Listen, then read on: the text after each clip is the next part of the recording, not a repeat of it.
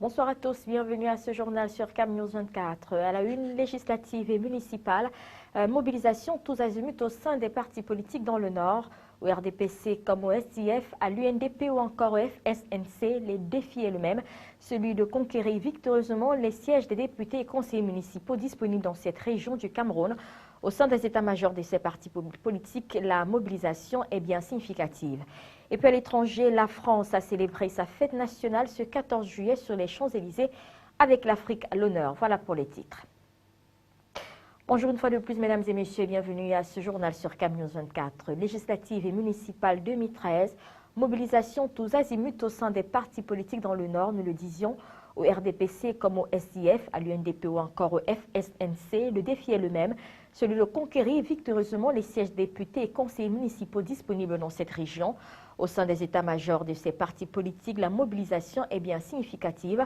Giscard Amanboni a fait pour nous le tour de ces états-majors. Voici son reportage rendu par Divinapi.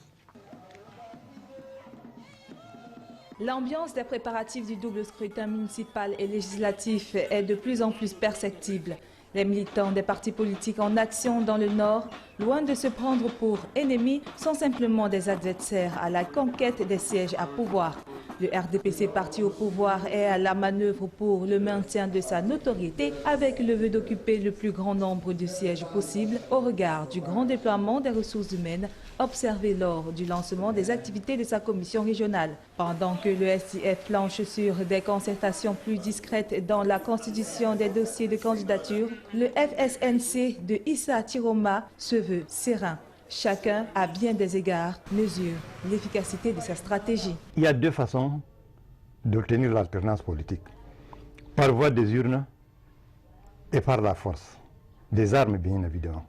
Alors, puisque les Camerounais veulent la paix, tous, nous avons opté pour une alternance, disons, démocratique, par voie des urnes. Si le RDPC se fixe l'objectif d'être sur le haut du pavé, la barre est pratiquement mise au même niveau pour les autres partis. L'UNDP de Belé-Bouba Maïgari qui détient 4 communes sur les 21 que compte le Nord, le FSNC de Issa Tiroma qui avance avec conviction sur la base de la notoriété acquise ces dernières semaines par la nomination d'un sénateur, et le SIF qui, en dépit de sa faible implantation, estime prendre le départ avec les mêmes chances que les autres formations politiques. Si donc tous les partis se reconnaissaient par rapport au code électoral, ça c'est le document fondamental, n'est-ce pas? Le document de base sur lequel on devait d'abord avoir un consensus, n'est-ce pas, avant d'aller aux élections. En attendant le début effectif de la campagne électorale, les tractations se poursuivent pour le choix des candidats. Les membres du conseil électoral de l'ECAM sont sur le terrain dans la région du Sud. Après Kribi, ils viennent de déposer leurs valises à Ebolova où ils ont eu une séance de travail avec les acteurs du processus électoral.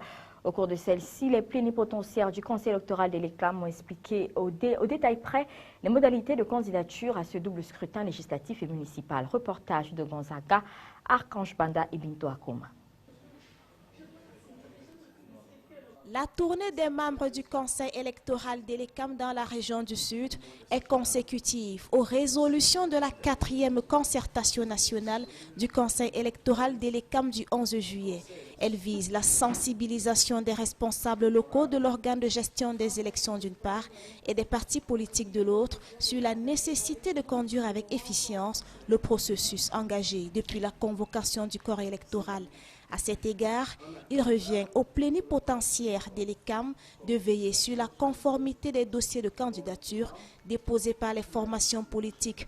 Dans cet esprit et à la lecture du code électoral, chaque parti politique doit constituer et présenter une liste complète pour autant de conseils alloués à la municipalité ciblée. Aussi, selon Jules Mana Chouangele et Pierre Efandene Bekono, les représentants locaux de l'ECAM veilleront sur les cas d'incompatibilité, le respect du quota des femmes et la nécessité d'intégrer les jeunes, les pygmées et les handicapés sur les listes. Les partis politiques qui doivent se conformer aux accords de la loi ont aussi été invités à déposer les listes de leurs représentants dans les bureaux de vote.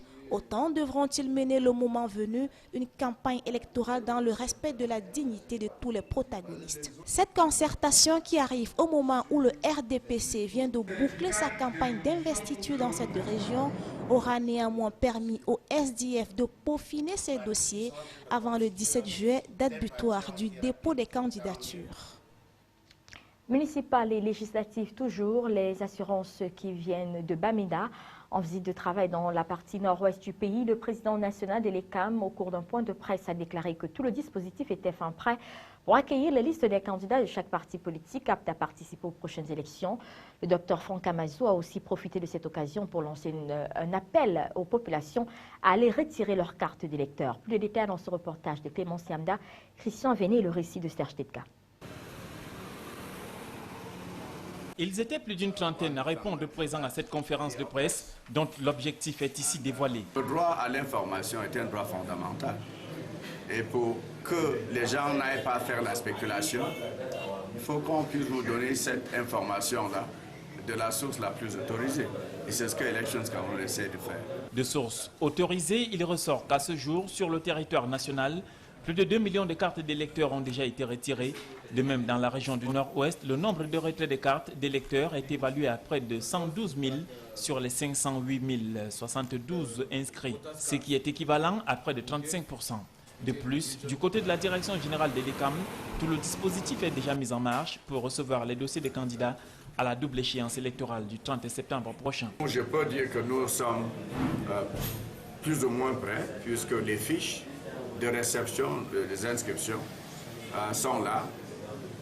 Le logiciel pour le traitement de ces dossiers a été conçu, il a été testé et nos gens sont en train d'être, nos collaborateurs sont en train d'être formés pour l'utilisation de ce logiciel. En attendant donc la date de l'élection des députés à l'Assemblée nationale et des conseils municipaux, le docteur Samuel Fonkamazou appelle les populations au retrait de leur carte d'électeur. Cependant, il a été clair sur un point, ce retrait est équivalent et ne saurait être collectif pour quelque raison que ce soit. Et parlons toujours de ce double scrutin. Un incident est survenu lors des investitures des candidats dans la région de l'Ouest Cameroun, plus précisément à Bafoussam 3e. Cause de l'incident, la liste conduite par Kenyé, candidat RDPC aux élections municipales, est introuvable. Les dossiers qui avaient été déjà déposés à la commission communale restent introuvables au niveau de la commission départementale, sans doute détournés par une main. Précisons que la liste du candidat Kenyé avait pour concurrente celle de Poussigué Sylvestre. La nécroche a failli inciter les gens à descendre dans la rue afin de protester. Heureusement, grâce à l'intervention du président de la commission régionale des investitures pour le président, pour le compte du Rassemblement démocratique du peuple camerounais dans cette partie du pays, Mohamedou Bayrou Fadil, un consensus a été trouvé afin de calmer les deux parties, à savoir la commission départementale et communale. Et nous proposons à présent de suivre Kenyé, candidat RDPC aux élections municipales à Bafoussam 3e. Il revient sur les faits. Effectivement, il y a eu de petits problèmes, mais pas avec la commission. Il paraît que nos dossiers auront disparu en cours de route, puisque la commission enfin n'avait rien à y voir. Et c'est le président de la commission qui a vraiment remédié à la situation. Donc, il y a eu consensus grâce au président Floride que tout le peuple Bafoussam 3 le remercie grandement parce que vraiment il a sauvé le RDPC dans Bafoussam 3e, autrement dit, après avoir égaré, après que nos dossiers soient égarés en cours de route, on était un peu essoufflé, mais on n'en voulait pas à la commission. Nous avons fait le consensus sur le nombre de places, mais après tout, nous sommes tous les Camerounais, nous sommes tous des Bafoussam 3e, nous allons travailler la main dans la main. Dans la région de l'Est, le gouverneur Samuel Dieudonné Ivoire-Adiboa vient de clôturer à Bertois les travaux de la réunion de coordination administrative et sécuritaire. Pendant 2 jours, les chefs d'unité régionale de sécurité, les préfets et tous les responsables régionaux des services déconcentrés de l'État ont passé à revue les actions mises en œuvre ou en cours de réalisation dans les volets administratifs et sécuritaires. Il en ressort que la région se porte bien sur tous les plans, mais beaucoup reste tout de même à faire. Des précisions avec Ernest Ateba, Roméo Tignon et Serge Tetka. Les autorités administratives et les forces de maintien de l'ordre se sont retrouvées autour du gouverneur Samuel Dieudonné Vahadiboua de l'Est. Les travaux de la réunion de coordination administrative pour le compte du premier semestre 2013 se sont ouverts dans une ambiance toute particulière. Dans les exposés qui ont suivi la cérémonie protocolaire, les responsables régionaux des services déconcentrés de l'État ont tour à tour présenté le bilan de leurs activités, mais aussi les difficultés auxquelles ils font face. Il y a effectivement un manque de personnel dans beaucoup de services publics sur le plan des équipements. La vétusté est au rendez-vous, mais nous saluons aussi tous les efforts faits par le gouvernement de la République pour pouvoir faire construire, n'est-ce pas, des délégations assez jolies. Sur le plan sécuritaire, la deuxième journée aura été consacrée à la présentation des rapports bien étoffés par les chefs des différentes unités des forces de maintien de l'ordre au cours des travaux à huis clos, ouverts uniquement aux préfets des 4 départements de l'Est. Au cours des échanges, la question sur des informations erronées et dénuées de tout fondement qui circulent faisant état de ce que des armes à feu s'acquièrent à l'Est a été évoquée. Nous comptons toujours sur la coopération des populations qui doivent dénoncer tout fait digne d'intérêt et qui, n'est-ce pas, perturberait la quiétude de nos populations. En ce qui concerne la protection des hommes et de leurs biens, y compris des espèces animales et forestières protégées, des efforts considérables sont menés dans ce sens. Il en est de même pour garantir la paix et la prise en charge des réfugiés centrafricains qui ont trouvé asile dans le soleil levant à la suite des récents troubles qui secouent la RCA. Retour dans le Nord avec cet autre fait, la décision du gouverneur de la région portant suspension provisoire de toute activité de pêche dans le fleuve Lac d'Eau est un appel à la prise de conscience collective pour la conservation des ressources halieutiques et l'utilisation rationnelle de cette manne, mamelle nourricière de la région du Nord et partant du Cameroun. La décision qui a pris effet depuis le 1er juillet dernier a de facto entraîné la rareté du poisson frais ou fumé dans les marchés de Garoua. Giscard Aman-Bonnier, Divinapi pour le reportage. La décision du patron de la région du Nord portant suspension provisoire de toute activité de pêche dans le fleuve Lac d'Eau n'est pas du goût de la population. Les pêcheurs, vendeurs et livreurs souhaitent vivement que les autorités reviennent sur cette décision qui les prive de leurs quittances journalières. Le texte de l'autorité administrative précise que cette suspension qui s'étale sur une période de 3 mois sera désormais appliquée tous les ans. Il n'y a pas de poisson depuis le 1er octobre. On nous a empêchés. On a dit que c'est le gouvernement qui a empêché. Et nous, les pauvres, on va faire comment avec nos enfants? J'ai 10 enfants chez moi. C'est avec le poisson que je nourris mes enfants. Maintenant, là, le gouvernement, il refuse de vendre le poisson. Qu'est-ce que nous, on va faire? Depuis la signature de cette décision, tous les points de vente de poissons à Garoua ont changé de visage. On n'y trouve presque plus personne, encore moins du poisson. Le peu qu'on en trouve n'est pas à la portée de tous les ménages. On doit maintenant commencer à manger pendant 3 mois les légumes sans poisson ni viande, puisqu'on n'a pas les moyens. Mais vraiment, il faut vraiment faire quelque chose pour nous. C'est suite au désordre que s'est installé à Lac d'Eau que les autorités ont été amenées à prendre cette décision. L'utilisation des engins non conventionnels, à l'instar des moustiquaires imprégnés, la pêche des poissons immatures sont entre autres des raisons qui ont poussé les autorités à intervenir. À cela, il faut ajouter le fait que depuis des années, le lac n'avait plus observé un repos biologique tel que le recommandent les spécialistes en la matière. Ce qui, selon le délégué régional Minépia Nord, a réduit la production halieutique en qualité et en quantité. Ce repos biologique qui va du 1er juillet au 30 septembre de chaque année consiste en la suspension de toute activité de pêche dans toute l'étendue de retenue d'eau. En dépit des souffrances, il était grand temps que les autorités interviennent afin d'éviter la disparition des ressources halieutiques à Lac d'Eau. La décision du gouverneur de la région du Nord est un appel à la prise de conscience collective pour la conservation et l'utilisation rationnelle de cette manne, mamelle et nourricière de la région du Nord et partant du Cameroun. Dans le nord du Nigeria, les combats entre l'armée et les adeptes de la secte Boko Haram provoquent d'importants mouvements de la population nigériane. Ces derniers jours, plusieurs Nigérians auraient traversé la frontière pour se réfugier dans les villes camerounaises frontalières au pays. Dans le département du Mahot-Tchanaga, plus précisément au village Gawar, un site a été aménagé à cet effet et accueille à ce jour 780 personnes reparties dans 112 familles. La situation préoccupe les autorités camerounaises. Télésal Tabouli et Rectiche pour le récit.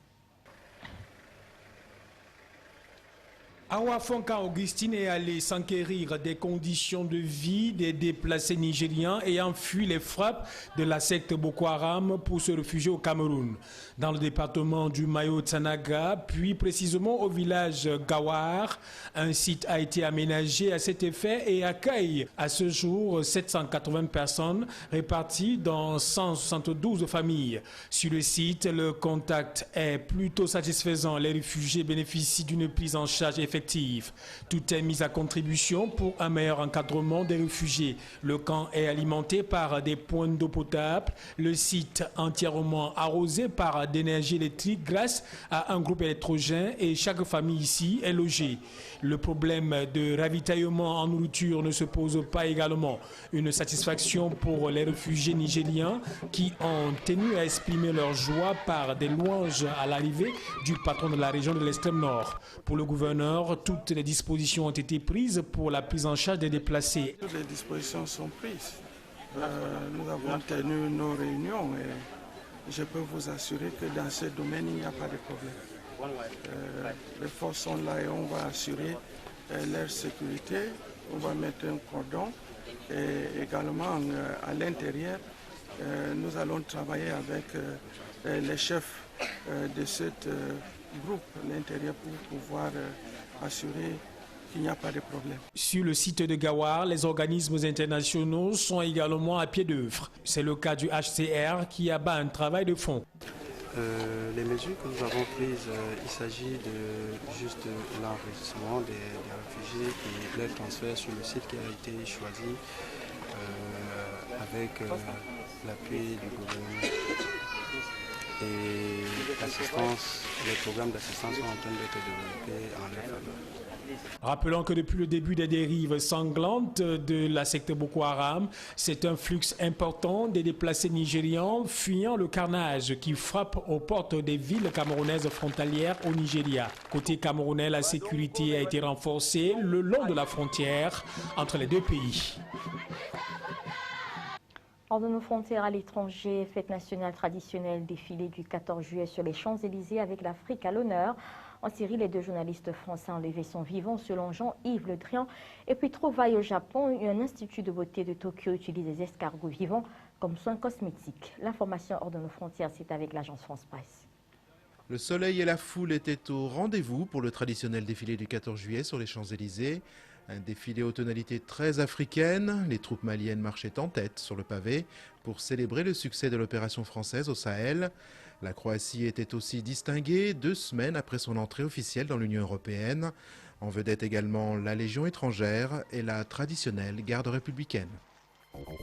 Georges Zimmermann, acquitté du meurtre de Trayvon Martin. Le jury populaire a tranché et estimé que l'accusé avait agi en légitime défense lorsqu'il avait abattu un jeune adolescent désarmé le 26 février 2012. Un verdict qui a déclenché une vague de protestations à travers tous les États-Unis. 2 jours après le déraillement du train Paris-Limoges, la SNCF était toujours à pied d'œuvre pour dégager la voie à Brétigny-sur-Orge. Le bilan définitif est de 6 morts et 14 blessés toujours hospitalisés. Pour l'heure, la piste de la défaillance matérielle reste privilégiée. Les 2 journalistes français enlevés en Syrie sont vivants, c'est ce qu'a annoncé le ministre de la Défense, Jean-Yves Le Drian. Didier François et Édouard Elias sont disparus en Syrie il y a 1 mois. Paresseux ou pas, on en bave pour les escargots de cet institut de beauté de Tokyo, Japon.